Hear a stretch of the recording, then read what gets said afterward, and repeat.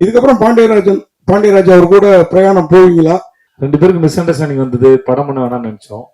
ஆனா பண்ணும்போது அது வந்து ரொம்ப அழகான அனுபவம் ஆயிடுச்சு. கண்டிப்பா அவரோட நிறைய படம் பண்ணுவாங்க. அவருடைய எழுத்தும் அவர் யோசிக்கிற விதமும் அவர் மெனக்கிடுற விதமும் அதுக்கு அவ்வளவு சிரத்தை எடுத்துப்போம். இந்த படம் ஒரு படத்தை எடுக்கிறது மட்டும் இல்லை, ஒரு படம் உங்க மக்கள்கிட்ட வந்து சேர்ற வரைக்கும், தேட்டரை விட்டு போற வரைக்கும் அதை என்னென்ன பண்ணணுமோ அத்தனையும் யோசிக்கிட்டு அவ்வளவு பொறுப்பா அதை செய்யக்கூடியவர்.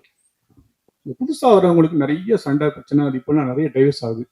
உங்களோட அனுபவத்துல ரிலேஷன்ஷிப், கணவன் மனைவி ரிலேஷன்ஷிப் நல்லா இருக்குன்னா என்ன செய்யணும், எப்படி விட்டு கொடுக்கணும், என்ன மாதிரி போகணும்னு சொல்லுங்க சார். முதல்ல இது வந்து இதுக்கு ஒரு பொதுவா சொல்றதுக்கு எதுவும் இருக்கான்னு எனக்கு தெரியாது. ஏன்னா அது 2 பேருடைய தனிப்பட்ட பர்சனல். ஓகே.